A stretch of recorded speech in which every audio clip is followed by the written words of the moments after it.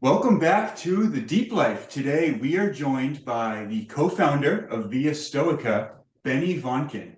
Benny is a coach, a speaker. He's a co-host of the Via Stoica podcast, and he is committed to using Stoicism to help others find their path and purpose in life. Benny, welcome to the Deep Life.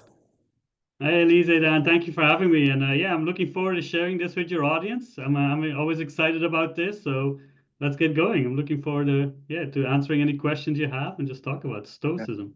I'm really excited. As we were saying right before we started, we haven't really talked much about Stoicism on the podcast, and it's something I find really interesting. It's been definitely something influential in my life, and really excited to pick your brain and kind of hear your opinions. But let's get started with maybe just kind of introducing what is Stoicism, so people do know what we're talking about. And that's a really important question, right? Because especially if you Google Stoicism right now, you'll see a lot of different things pop up, like the very masculine images and then some other more academic images. But for me, Stoicism really is a philosophy of life that helps you practically and really actively in life help you live a better existence, more peaceful and calm. That's the ultimate goal of Stoicism. So very briefly, it's originated from Greece, like almost 2,500 years ago. So it's trialed and tested. All these things have been gone through many minds. But this guy Zeno of Citium, he started with it in ancient Greece and Athens, kind of following the traditions of Socrates to teach this philosophy in the streets of Athens. He walked up and down the Stoa Poikile. In Stoa, that's where the name Stoicism comes from. So his people were called the Stoics from just the place where they were. I believe even like the previous Stoics were poets. They would just sit there and write. So now they changed to philosophers, but that was a different school. So what he did is he combined the different philosophies. So he was first introduced by into the cynicism, into the cynics by Thebes, I think, of Diogenes, one of those teachers. And the cynics were really all about virtue. Virtue is the only good. That's the only thing you need. That's it. And they lived on the streets. They only would have wore a cloak, have a cup, and that's what they would do. And they would just make their lives that way, right? But then Zeno looked at the lives and said, okay, I want to help other people, and I'm not sure if a lot of people are going to buy into this. So he went to different schools. He went to the Megarians, the Cynics that would derive from Plato. He really was a fan of Socrates as well. So he's like, okay, virtue is the only good, but I do have some preferred things. I prefer to be healthy than to be ill, to have some money than to be poor. Those are my preferred indifferences, but they're not gonna make life good per se, right? It all still depends on you. So that's how he kind of founded the school, and it got popularized later on by in Rome by the few texts that we still have available, by Marcus Aurelius, the Roman emperor, the Meditations, Seneca. You have his texts and his letters, and then you have Epictetus, who was a former slave turned philosophical teacher, and Musonius Rufus. Some of those texts still exist, and that's where we really gain our knowledge of what Stoicism was, including with Cicero. He wasn't really a Stoic; he was a statesman, but he wrote extensively about it.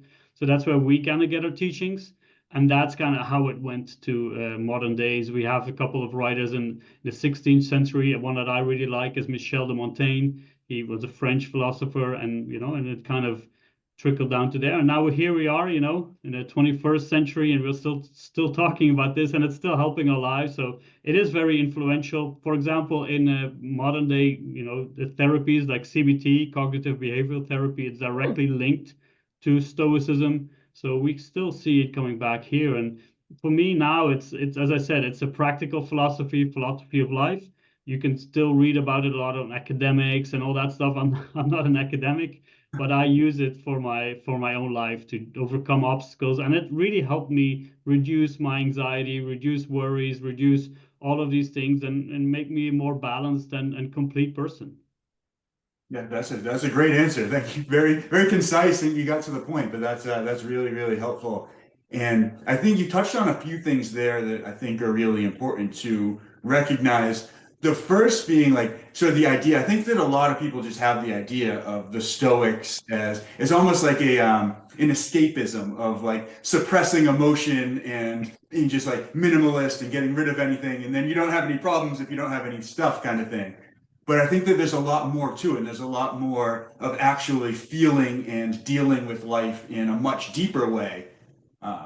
Is sort of like kind of my opinion of it. I'm interested in diving into. And then the second thing you touched on a little bit is it's become, I think, even more popular lately. There's a resurgence. You said it's still very prevalent.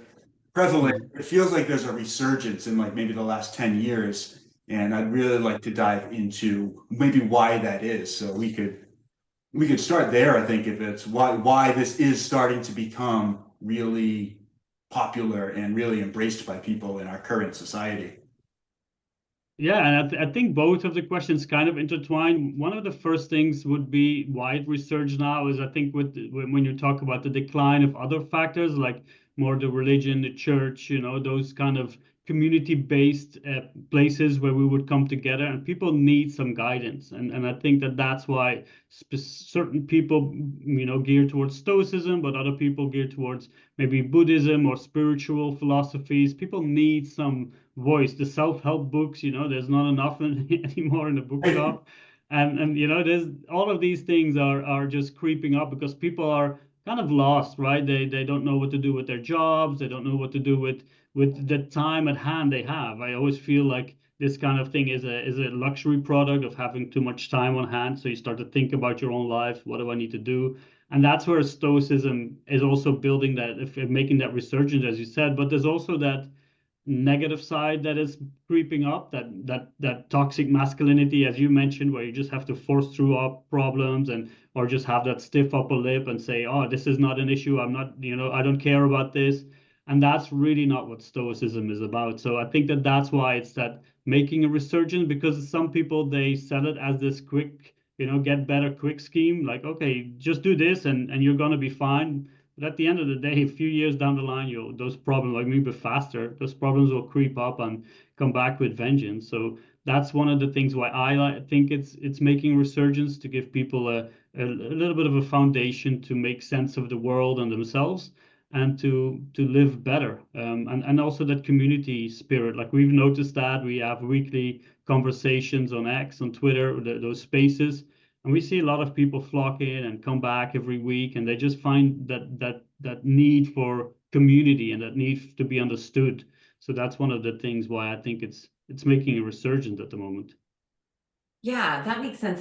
I'm kind of glad you brought up the religion piece to it, because Dan and I both grew up kind of as Catholics, and as we've grown and evolved through this wellness journey, spiritual journey, whatever you'd like to call it, we found that we were leaving those institutions simply because we found a more philosophical way to look at life, kind of what you're describing with Stoicism.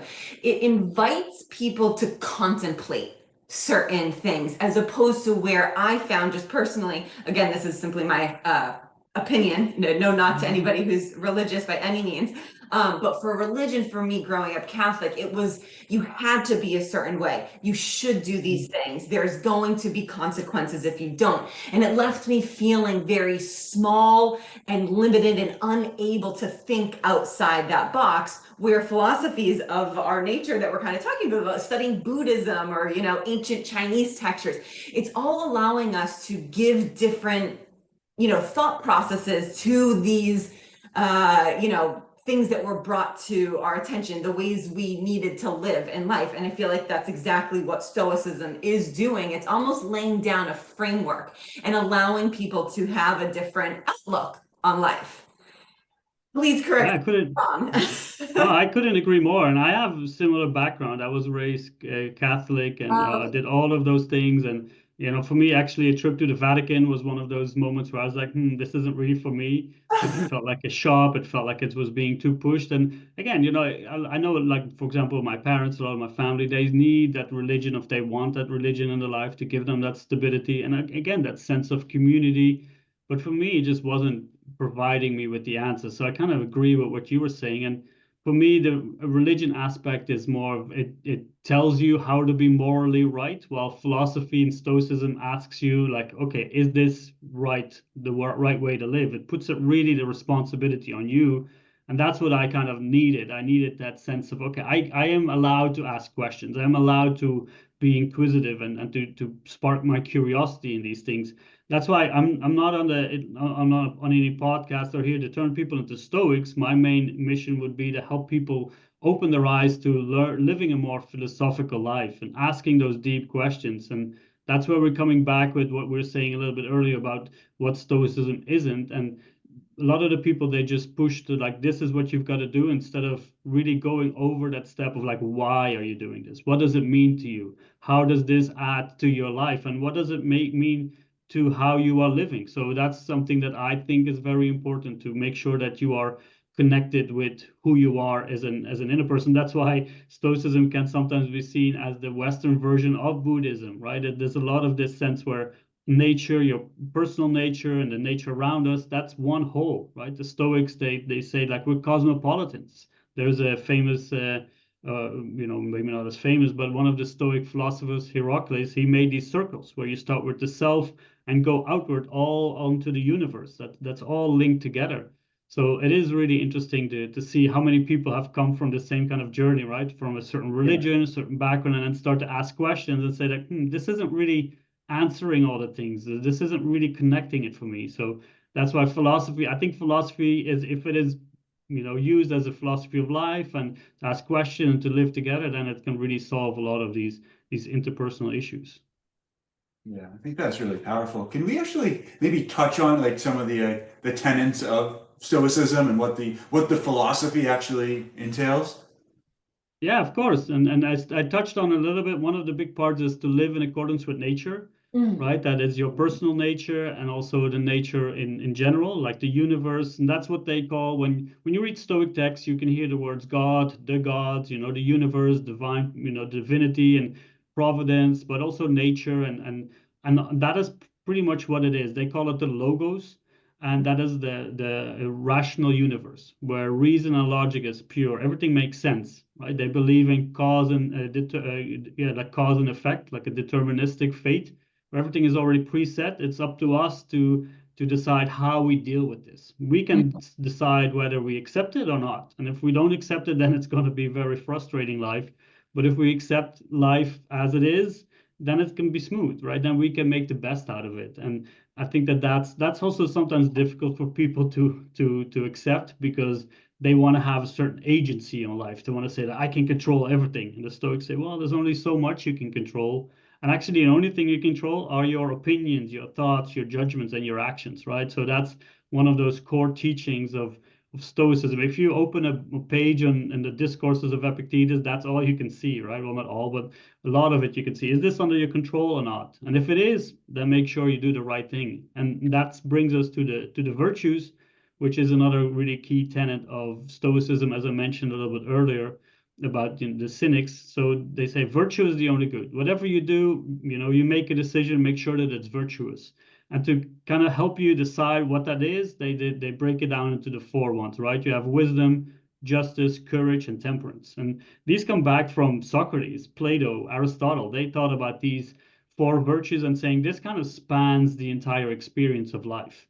When we deal with it, and again, they're also very in the present moment. They're all, mindfulness, all of that stuff is really ingrained in Stoicism as well, because they say the only moment you can act on, the only moment you can control is the very moment you live in, this very moment now. And it's already gone, right? So we have to be focused on the moment and just make sure that we do the right action. And that's where we bring in the virtues, because those are a sense of knowledge, a type of experience that we have. So as we go through life, we will hopefully pay attention and try to learn. We will become more virtuous, right? And the Stoics say everybody has this capacity. Every human being, we are all given reason and logic. We also have that animalistic side, the emotions, those impulses, but we all have the capability to be, to act reason and logic using the virtues. So we have wisdom, that experience, that knowledge that we gain, and then making sure we put it in the right action. justice is really how we live together, to live a fair life for yourself and for others. Not so much the justice that we see, the punishment and crime, but more how can we live together as a society and what is fair, more based on what is fair. Then we have courage, to do the difficult thing, even if you see it's difficult, still do it. And temperance, one of the things that I struggle with most. I do also, need a lot of with the other three, but temperance, moderation is, I think, one of the things that we see now is something that people struggle with, right? Temperance when we're dealing about money, when we're dealing about food, drinking and all of that stuff. So those are the core tenets. And then we've got a couple of things we can touch on, like later on, Memento Mori, Mortality, all of those things. But that's kind of the key tenets of Stoicism. I am so excited about this. I think when we were talking about having you on the show, Dan was very excited about Stoicism, and I said, I really honestly don't know what this means, but everything that you've just described is literally the way that Dan and I try to adhere to life. So my mind is like blown, but I also like love these concepts, and that it helps me feel like I'm again part of this world, and that life is happening for me, and it's presenting me with, people and more philosophies just to, again, better know myself. We talked a lot about that. You said at the beginning, I think us as humans, we're really just trying to figure out who we are, because for so long, society, religion, teachers, our parents, friends, our communities, people have told us who to be and what to do, how to look a certain way, what to believe in. And this is now giving us the opportunity to say, hold on a second, this doesn't seem like it's in alignment. Like you said, walking into the Vatican, or same thing with me, walking into a church, it makes me feel very uncomfortable. Like there's a disharmony going on. And here it's kind of bringing all these things together that, life is presenting us with opportunities to learn and grow if we're able to have that perspective that you so beautifully said. It's all about the mindset. If we're able to wrap around, what's my relationship to what's going on in my life, whether it be a physical relationship, a friendship, but what's your relationship to work, to money, to the food that you have, if it's an excess amount, what's your relationship to social media, or what's your relationship to the community that you have? So I'm so excited to kind of even dive deeper into all of this with you, because it's so in alignment with the way that I think, and I had no idea that it was Stoicism. Well, Stoicism is the answer. At least that's what it's for me. But no, this is the interesting thing. I've had many conversations, and again, those live conversations that we have, people come on, it's like, I was a Stoic and I didn't even know it. I was living this lifestyle, and the same happened to me. Once I found it, I realized this is me. They're speaking to me, and that's another thing that really helps people when they feel like they're understood, when they feel like someone has lived through to similar issues and similar problems, and they've managed to get through it. I think that's another way why these philosophies really help. But again, you need to put it in action. I think that is the key thing that a lot of people, tend to forget, especially when people devour self-help books and then they're just there, they're gathering dust. Well, it really matters, like, what are you doing with it? And one of the key things that you mentioned is the knowing yourself, right? That was one of those important maxims on the Oracle of Delphi, or the Temple of Delphi, where it said, know thyself. And Socrates said, like, that's the key thing. And the Stoics begin there as well. Ask yourself the questions of who you are, and then the rest will unravel itself. But the problem with that question is, it's a difficult one, and it's a scary one for a lot of people to answer. So I think but it's the beginning. That's where you got to begin. Yeah, absolutely. I feel I've undergone, or have been undergoing, this process for a long time, with that dissolution of, like, Dan and I call it the egoic self, like your identity that you present yourself to the world, through that persona. And it is, I call it a beautiful destruction, because it's a dissolution process, so that natural, inherent, kind of divine aspect, whatever you'd like to call it, life, so that flows through you, and that life almost becomes more peaceful, at ease. You're more wise. You're able to sit within the trueness of your being, as opposed to being led by almost that false identity that has just perpetuated itself for years and years. I'm not there yet by any means. I mean, right, I think about, okay, it's been over 3 decades of me creating this persona. It's going to probably take a little time to dissolve that part of me, which is why I try to give myself a lot of grace, even though that's difficult at times as well. And the Stoics say that you're probably not even going to reach it, right, at perfection, and because they mention the sage, which in their opinion, someone like Socrates would be someone who came closest to the sage, but that would be the perfect wise person who know everything, who would always make the right decision, who would know exactly what the virtuous thing to do would be. But they'd say like, I'm not there. Even people like Epictetus, they mentioned in one of the discourses, show me a Stoic, because I haven't seen one in a long time. And by that they mean that sage person. The only thing that they really ask of us is to make progress, right? And that's where you say like to be kind and compassionate to yourself. As long as you just try to be better every day, I think that that's the best thing that we can ask of ourselves right now.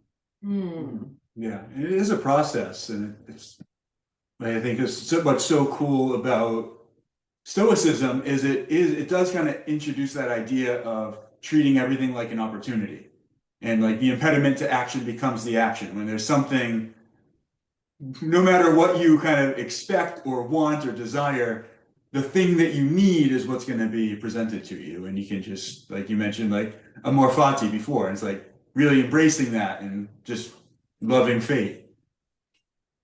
Yeah, and the interesting and one of the reasons why we call the company the Via Stoica, Via meaning path, and the Stoic path was also what we thought about when you mentioned, that obstacle is the way, is that key thing. And the interesting thing about it is that what is an obstacle for me might not be an obstacle for you, because you would be able to deal with it better, while I was still struggling on that kind of level, right? And that's where that obstacle becomes that gateway to progress, to growth. And that's if we learn to see obstacles that way. And was this interesting? I was reading a discourse this morning as I was writing for my blog, and it was all about the difficulties, how to deal with the difficulties. But if we change our mindset to looking at them as opportunities, then paradoxically they stop being an obstacle, because they are exactly what we need to grow.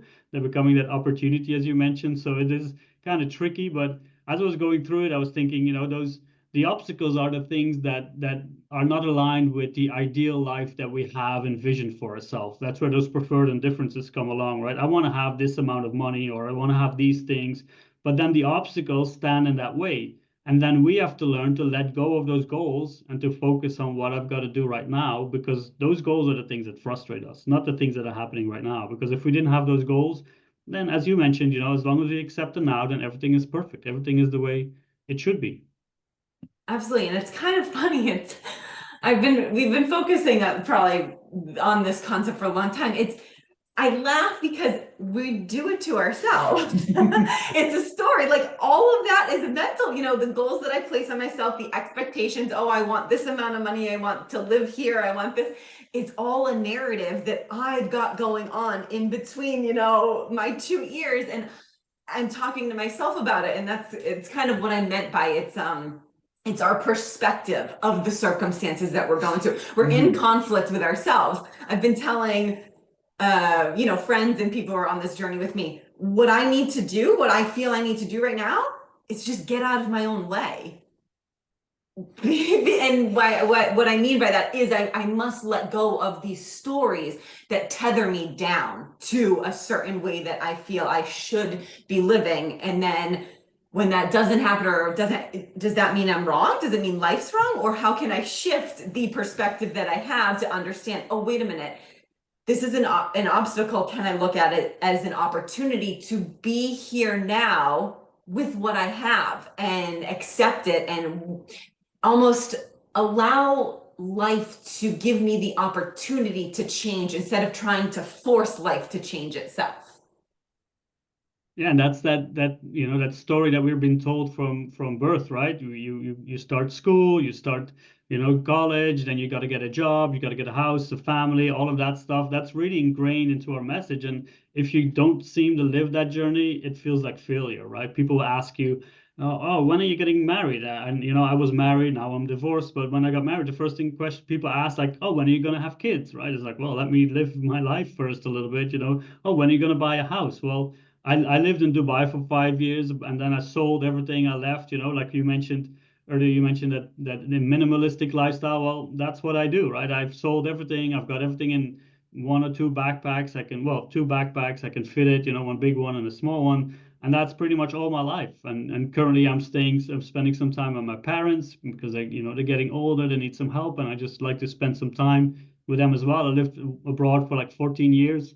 I'm from the Netherlands, so I lived in Europe a lot of time and other countries. So it's nice to get to spend some time with them. And that's where you bring up that living right now in a moment. And for me, that really is encapsulated by that sense of gratitude, right? Where we can say, I'm living here now, where we raise that awareness and say, oh, I'm living with my parents here right now, but tomorrow they could be gone or I could be gone.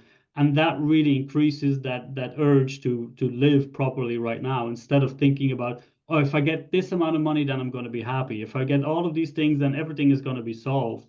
Well, that just adds new problems. There's just going to be new problems as long as we don't find that peace and that wholeness within. And for me, what I've been realizing, especially as I've been traveling, is that sense of gratitude and awareness of being here in the moment with the people. Like, for example, a conversation that we're having, just giving your full attention to the conversation that you have. And you see so many people on their mobile phones, even in a conversation, and what are we doing? You're not even listening to each other. So for me, that's a really important step as we try to be more present, and as we try to get out of that path, right? That narrative that we've been sold, like this is the perfect life. Well, we are perfectly, capable of creating that for ourselves, as long as we listen to ourselves. Yeah, I was thinking about that as you were describing kind of this path that we're all on, and social media and our devices, technology that plays such a big role in shaping really who we are too. It's almost as though we don't know how to be with ourselves. We don't know how to be in that present moment. We're continually looking for a dopamine hit of kind of what you were talking about, the temperance. Like, okay, I'm uncomfortable. I don't even have I can't sit here for 5 minutes. I'm going to scroll, or I need to put on Netflix or some streaming device, or I need to eat, or I need to, have a drink, whatever that may be. The overconsumption of that is almost, in my opinion, what's blocking us from what wants to come through, like in the present moment, when we're void of any past story or worrying about a future that hasn't happened yet. That's the epitome of the present moment, to be still, to go in and to understand, what's within me right now. And it's taken me a very long time to do this. I mean, I still catch myself having to, again, yes, work on temperance, but at least I'm aware of it, right? Where I think, and I would love your opinion on this, I don't think people are aware of what it truly means to be present, void of the external distractions.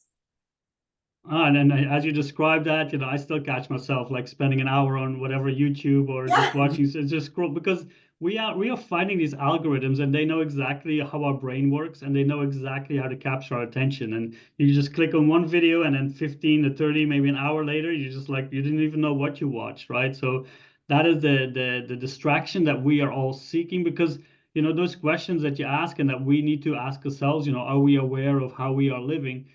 That is, scary, because what does it mean? That means that we have to take full responsibility for our own lives, that our actions are really what make our lives the way they are. And then we talk about temperance. Like, I quit drinking for about 4.5 years now, and because I knew that it was a bad influence for myself, but it was also a choice that I had to make. No one else can make that choice for you. So if you are looking at your life and you can diagnose certain areas of your life, say, I want to improve here, I want to improve this, don't go sit and wait around for someone to show you the way. No, you've got to look for that. You've got to take on that responsibility. And then again, when we connect that to that narrative, that story that we were talking about, that's the sense of freedom most people think they want. And one of the quotes that really inspired me, and it's often contributed to Sigmund Freud, but it's from some other dude, and it goes like, most people don't want freedom because freedom requires taking responsibility, and people are afraid of responsibility. Because if you take full responsibility for your life,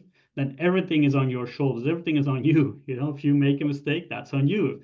If you do a good thing, that's on you. So that's why it's difficult. And And then you also have to think about every step of the way. Why am I doing this? What am I doing here? Well, if you just follow that life, the 9 to 5, and I'm not saying that it's bad, right? People can do the 9 to 5, but if as long as they know why they're doing it, and if they say, I'm doing the 9 to 5 so I can do other stuff outside of it, and that's my priority, hey, that's great. But a lot of people just follow that life, that path, I work until that age and then I retire and then I live my life, because they don't want to think about what I'm going to do in between. They don't want to have to decide every single step. And that's sometimes, the difficult part of the life that I live, because every single thing I have to decide, I'm building my own company. Okay, what am I going to do? How am I going to do this? My own life, every question falls on me. While it's nice sometimes you just kind of relax and go to a job and say, oh, this is what you've got to do. Good luck.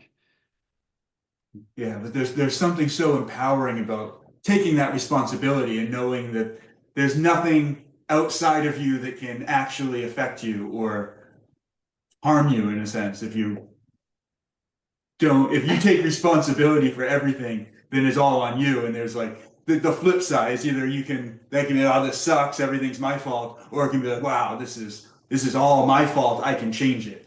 Yeah, I was gonna say that I've leaned into this concept a lot, taking responsibility over the past probably decade, that I've understood this as a philosophical, concept to contemplate, like, wow, all right, like I'm responsible for everything.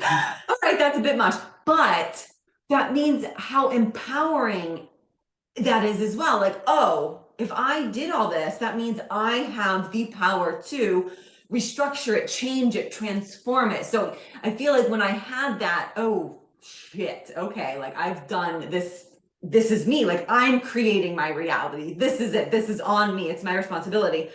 After I sat in that for a couple years, just having that awareness seemed to emerge the empowerment aspect, the polarity of it. Like you're able to now gain a different perspective and see, like Dan said, all right, like perhaps I do transform and I can change and I have a different way of living here. Like if I am responsible for all of the negative things that have happened and the good things, like where can I learn from that to bring the more harmonious, peaceful, in alignment actions and things that I want to present in my life.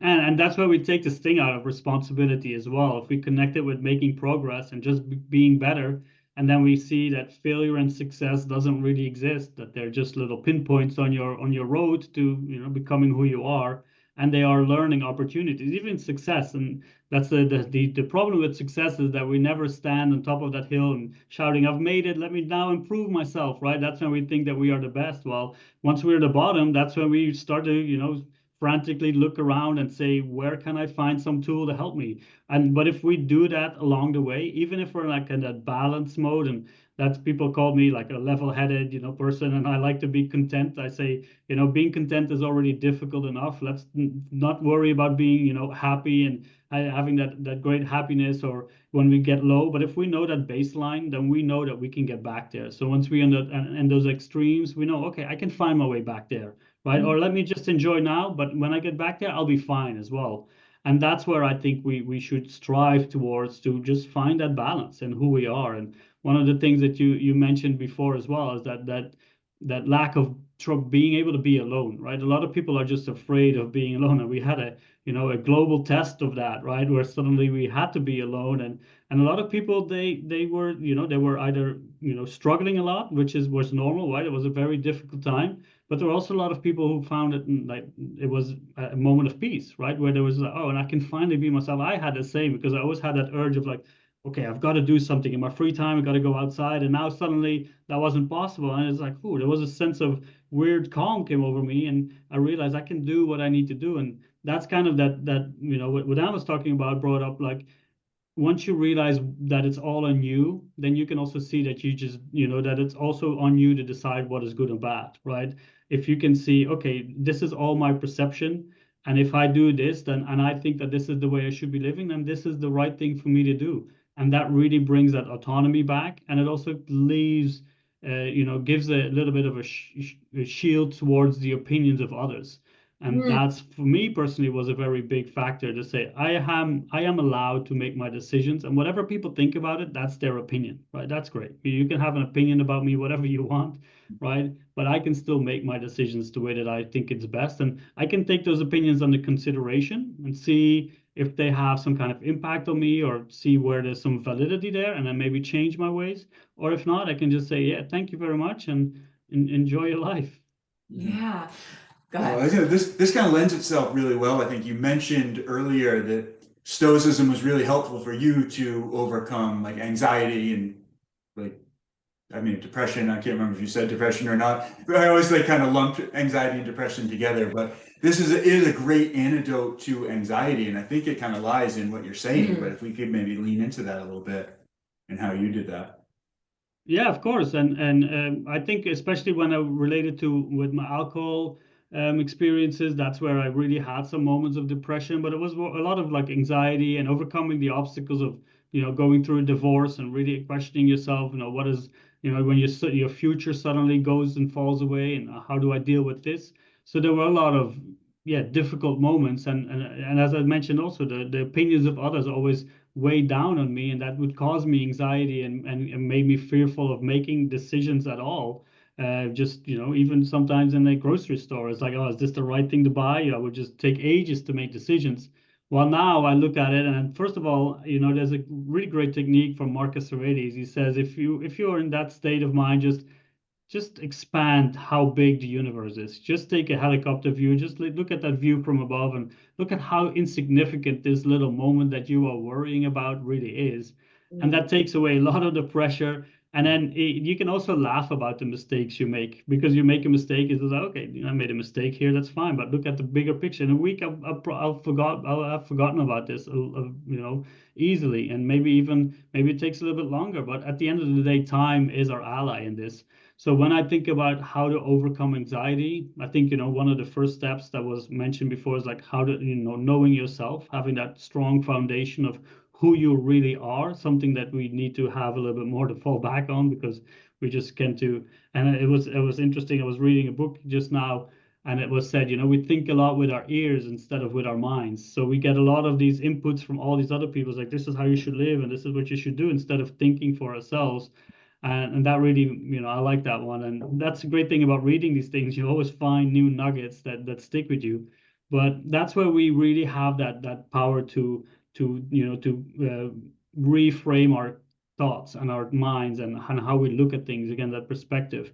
And that's where we can overcome anxiety as well. Like, anxiety is a lot of it based is like in our minds, right? Our thoughts, and how we perceive events that have happened to us. We add that label of being good or bad, or we look at the future and think, oh, this event is going to happen, it's going to crush me, or it's going to really destroy who I am, and then we get there and it doesn't even happen. So we have this anxiety, we worry before anything is really happening. And that's what Stoicism, again, tells us, to live in the moment. And Seneca has this great quote. He says, we suffer more in imagination than we do in reality. And that's like, why are you worrying about something that hasn't even happened yet? There's a lot of things to focus on right here in front of you. So that's one of those steps that really helped me reduce my anxiety, is when I feel that I'm ruminating over something in the future, I ask myself, okay, what can I do about it right now? If nothing, then let me just focus on other stuff that I should be doing right now. And that always brings me back to the present moment. And if I can do something about it, even if it's like 3 a.m., I'll just do it, because otherwise I'm not going to be able to sleep anyway. So why not just try to do something about what is really causing that aggravation or that worry? So there's so many different techniques with Stoicism to deal with these with anxiety and with all these things. That's why modern day therapists still use it. Mm-hmm. Yeah, I think that's beautiful. We have so much in common, Benny. I struggled very much with anxiety live. I'm getting much better at it.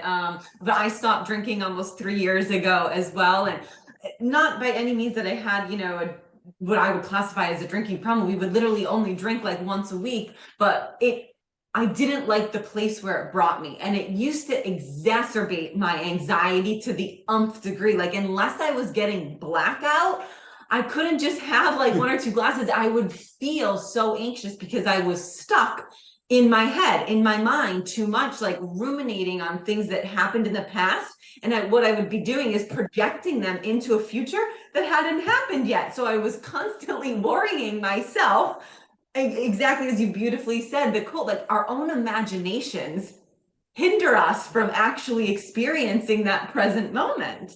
But once you realize that, you know, it's all coming back to that awareness, then it's like, okay, let's take a deep breath. I'm doing this. It's me. I'm the narrator. I'm the storyteller here. How may I improve this? Or how could I possibly transform the way that I'm, you know, relating to this story? Or how could I tell it differently in a certain way? I know that that sounds silly, but like, if I have the power to do that, like, can I change the story at hand, the way that I perceived it 5, 10, 15 years ago? Because technically, that's a different version of me. And she only knew to the extent of what she knew at that point. I know so much more now. How could I reframe this story or this narrative that I'm telling myself to then hopefully bring more ease into a future scenario that, again, isn't there yet, but that I'm thinking about?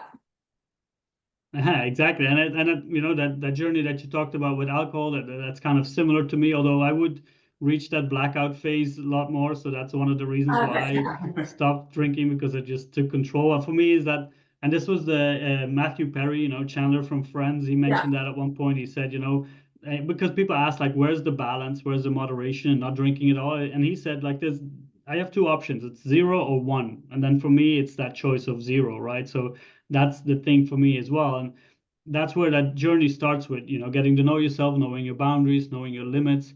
And that's where we've got to really, you know, work towards. And that's why it's nice to, you know, get to speak to you know, people like you do, to really see that there's so many other people struggling with this. But in society, you know, for example, I think alcohol is such a dangerous thing. And one of the reasons is because it's socially, you know, forced upon us that we have to live that way, and we're not really, you know, allowed to think for ourselves. But yeah, no, it's a nice to see all those commonalities and to see like how people live this way as well. Yeah. And then I was gonna say the other common thing, this is just like random too. I lived with my parents for the last 2 years.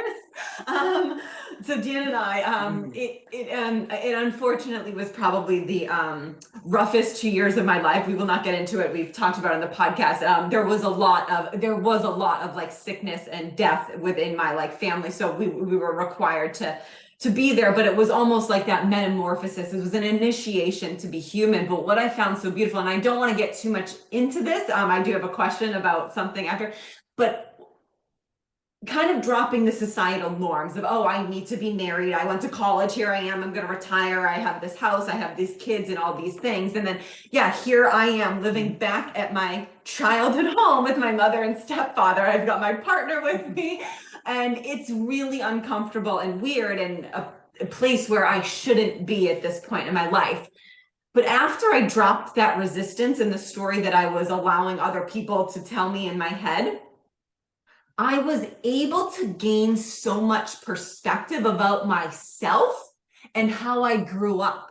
Because I am now, again, like I said, over 30, 30 years old, or 37 technically. Now I'm able to observe the environment I grew up in and look at my mother and stepfather in a different way. That, oh, wait a minute, this makes sense for why I do certain things. Then he was able to see it too. So it's almost just like a beautiful learning opportunity of the past 2 years to again, better understand myself. Like I took it as a learning opportunity, like, all right, let me go deep here. Where are these maybe wounds or traumas or stories that I've hung on to for too long, that I'm able to reevaluate being back, as a little girl in this home, but from a mature standpoint. Yeah, that's pretty much, how I look at my life as well, as you described it. So, and it's so interesting to see, like, and I've like my older sister is here as well, and we have great conversations. She, for example, is more towards the Buddhism, the Taoism philosophy of Wu Wei. So we have wonderful conversations, and we talked about the exact same thing, right? Where you start looking at your parents, how they behave, and how you've taken over some mannerisms, and a lot of those moments like, that's why I'm doing this, this is why it's happening, right? But the great thing, and as you described, and this is, also connecting with that, how to deal with that anxiety thing, is you become an observer, right? You start to take yourself away from that moment, from that initial trigger that makes you feel maybe upset or bad, or it's like, oh, why am I living here? Well, instead of turning it into a really great learning opportunity that I think, and first of all, I'm very fortunate that I still get to spend this time with my parents, and that I get to help them. Like we're doing some home development about, just some building a chicken coop, which is really nice to just all Awesome. that stuff, and doing some things here and helping them out. And every morning with breakfast, or when we're there, I still have my moment. It's like, wow, this is great. I'm fortunate enough to still have them here. But then when you take yourself away out of those things that maybe frustrate you, and you start to look at them as an observer, you really take the sting out of those things. And that's what they call, for example, cognitive distancing, where you just allow yourself that little moment of, yeah, just looking at it and asking yourself, what's really going on here? What's happening? Why is this affecting myself? And just by simply asking those questions, you already do that, right? You already put some distance between that. And that's one of those other really great techniques. And we call it, taking a pause, just a pause. And our newsletter is called a pause as well, because we do think it's a really valuable tool that we have. And people in our spaces mentioned that as well, where you have that initial thing happening. And even the Stoics say, like, you can't really eliminate that initial feeling, right? That initial moment of emotion or dread or fear, whatever you have. But we do have that moment to just take a step back before we act. And then when we act, we use our reason and logic. So that's when we can apply those kind of tools to our advantage. And as you said, you described pretty much the last couple of years. At the beginning, it's very difficult, but once you really start to see what you can learn and how you can grow from it, it's such a valuable. I would suggest to everybody who has the opportunity to spend some more time with their parents to see them as an adult, right? Yes, I love it. We've jokingly said it to like all of our friends ever. It's like, you want to grow? Go live with your parents for 2 years. Yeah, absolutely. But it is a beautiful time too, as well, to spend it with, loved ones that, yeah, absolutely. Well, I want to kind of circle back as we're wrapping up here, because I feel like this will be a beautiful way to kind of wrap up the show. Because we've been talking so much about, success and values, knowing ourselves, what success means at an individual level, and then societal, and then worldly. How does purpose tie into this within Stoicism? Because you mentioned that, like, it's a life philosophy, there's virtues and stuff. Where is kind of life's purpose interwoven within this? Yeah, that's the big question, right? Yeah. That's the one that we get asked a lot about, is like, what is my purpose? How do I find it? And the Stoics said, again, when we read Marcus Aurelius, this was his personal diary, right? He never wrote it to be published. He just wrote it for himself. And in one of those things, he writes, stop talking about what a good person is and just go be one. Right? And if anyone who's listening wants to find a purpose, start there. Just start by being a good person. And by doing that, you will find the other things that really interest you. And I always feel like it's also one of those things that we are striving for, is leaving a legacy, leaving something behind. I've got to leave something behind. And again, what that does is it keeps us away from doing the right thing right now, because we're just focusing on leaving something behind, getting a lot of money, getting a lot of, big fancy career, or writing this thing or writing that stuff, so that people will still read my knowledge back in the day. But first of all, whether it's going to happen, you're not sure, and it's beyond your control. And then even if it's going to be good or bad legacy, we've seen people who were revered, a few years ago, and now they are fallen from grace because of their own actions, right? Because they are focusing on certain things, leaving it behind, and think, okay, I'm in perturbis to all the other stuff that I'm doing, and that's not going to affect it, right? So, but it did. And Marcus Aurelius even says, like, and then you'll be dead. So who cares about your legacy? You're not gonna notice it. Do you really care?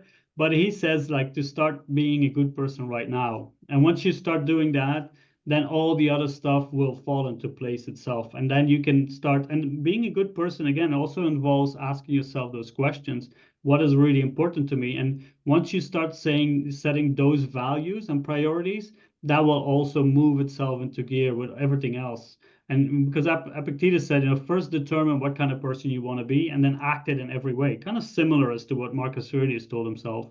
And that's something that a lot of people miss. I feel that they are not setting their values, they don't know what their priorities are. But once you do that, you will also find out what your enough is. for example, you had this other conversation about the finances, and he said like the self-esteem was the biggest impact of like the best investment in yourself, right? And I think one of the things that will come from that is knowing what your enough is, right? I live a very minimalistic lifestyle, and I'm fine with everybody buying things, and that's what the Stoics say. Buy the stuff that you can afford, that don't put you into financial turmoil, because that will just cause you anxiety, that will cause you worries, and that's the exact thing that we don't want to be in. But if you can afford it, great. And if you don't put too much attachment to those things, excellent, right? But know why you're doing it and know what they mean to you and what your priorities are. Because once you know that, then every small decision along the way you will make will all move towards that. We'll all pinpoint that, and that's going to be your purpose in life, just by living good. And the great thing about that, and this is kind of that connection what Stoicism has between the individual life, that's another critique of Stoicism. It's very egotistic, you just live for yourself. But by living the best way you can for yourself, that also means that you will give the best example to the people around you and then help uplift society. Yeah, I love that. I feel, oh gosh, I think I was listening to podcasts. I can't remember who or what or who said this. They were talking about purpose. They kind of broached the same question that I did. Like, we are all here because purpose is kind of like one of those flashy words. Like, I'm here to find my purpose. I'm here to, but it's like, what is like, is your purpose to be a mother? Is your purpose to be a doctor or a lawyer? And the gentleman said, your purpose is not in doing something, it's becoming something. Like, we're not human doings, we're human beings in a way. And I thought that was really interesting, because within our society, this capitalistic, materialistic, we're all trying to do something, to have this label on ourselves. Like, yes, this is my purpose. I'm, CEO of X company, and I'm bringing all this.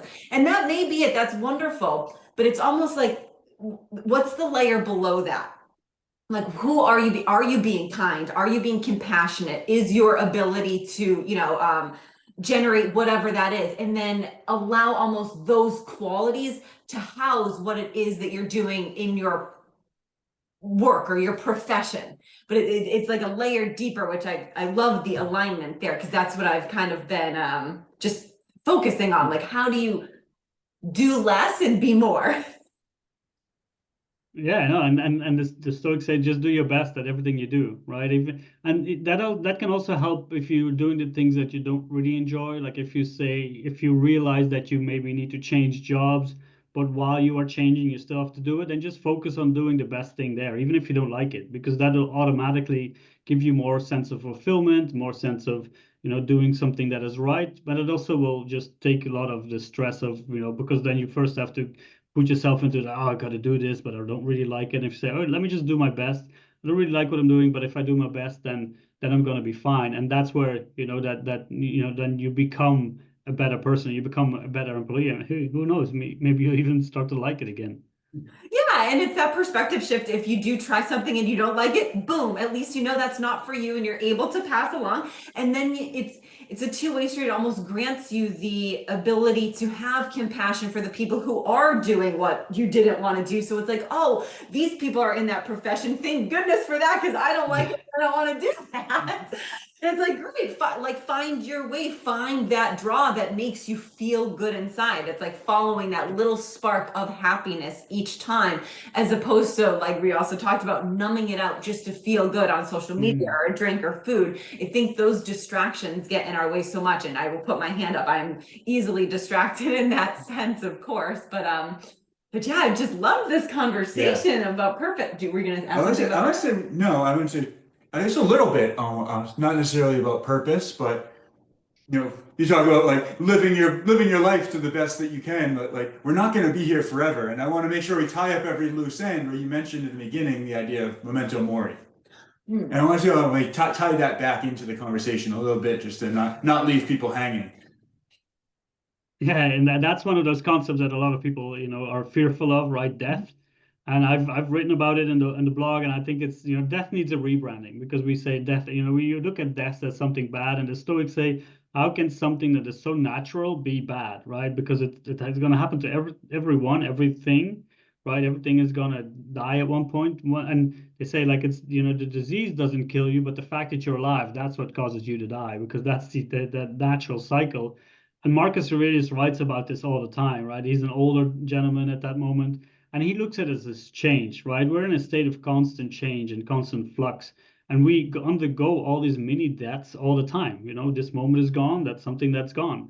So when we tie into that, once we start to really recognize the fact that we are going to die at one point and not just shove it under the carpet and try to ignore it, but once we really see that there is some, there's an end of life, Seneca says it, life, it's because of death that you're precious in my eyes, because there is a sense of finite moment to our existence right now, right? The Stoics would say like our soul, our pneuma, the air, the hot air would go back into the universe. And that's our duty to make sure that our soul is as pure as possible, because then it will go back there. Right? And Marcus Aurelius says, whether that's going to happen, whether the gods, whether nature, I don't know. But at least, I'm doing what I'm doing right now, and having that sense of knowing, not having that sense of embrace or just loving that faith that we are going to die will help you live better right now, because it takes away that dread of that fearful, but it allows you to focus more in the moment. And they say, philosophy is pretty much to learn how to die. That's what Michel de Montaigne says. And once we learn how to die, we can start living right now. And I think that that's one of those, how we tie it together, why death is important and why we should, learn to make sure that we acknowledge the fact that this is here, because then we can start to live right now. Oh, I just loved all. I feel like that was such a beautiful way to wrap up the show and this conversation. I mean, do this. You must have a podcast. But we want to make sure if there's anything that either we didn't touch upon, or you feel that there's an important aspect of Stoicism that you'd like the audience to know, we want to open this space. If not, if you feel like we covered it all, that's great too. Just before we sign off, like I said, I want to make sure that we give you the opportunity of that, because we have all of your links for, that we'll put in the show notes to your blog as well as your podcast, and all that. But yeah, any final words that we possibly maybe didn't touch upon that you want to leave the audience with? I think we covered it all, and I really enjoyed the conversation. It's always nice to start thinking about these things and have kind of deep conversations with people like you. I really enjoy that, and I would say Stoicism, whatever philosophy, just make sure that you start investigating your own life and start finding out who you are. That's where that journey really begins, and then you'll find your own philosophy of life, and things start to make a little bit more sense. That's perfect. Benny, again, thank you so much for joining us today. Yeah, and thank you for having me. And I'm looking forward to other your content, because I really enjoyed your show. So thank you for what you're doing.